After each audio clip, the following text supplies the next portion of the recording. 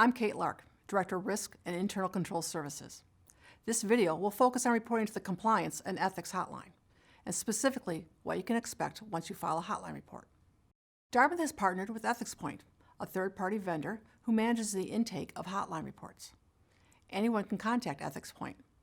A reporter can be an employee, a student, a parent, a community member, a visitor. Anyone who has a good faith concern can file a report.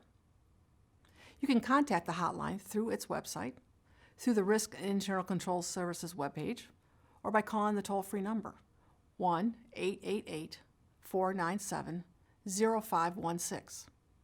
You can identify yourself, or you can submit a report anonymously. EthicsPoint, in turn, will alert Dartmouth, specifically the Risk and Internal Control Services office, that a new hotline report has been filed. Risk can then log into the EthicsPoint site and read the report.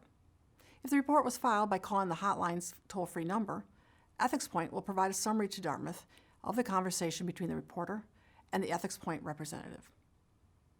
To ensure the report is addressed appropriately and promptly, Risk notifies the college's general counsel, the provost, and the executive vice president.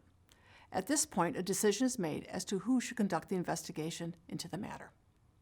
Often this turns out to be an HR consultant, as many of the hotline reports involve office interactions. Other offices, such as the Research Compliance Office, Internal Audit, or the Office of General Counsel, may be called to investigate hotline reports. It all depends on the actual allegations and the need to provide an objective investigation. Once the investigator is identified and notified, they will begin their review of the matters raised in the report. Upon completing their work, the provost and executive vice president will be provided a full report, including a plan of action to address any outstanding issues. Through the hotline portal, Dartmouth will let the reporter know when the review has concluded, to the extent that it can.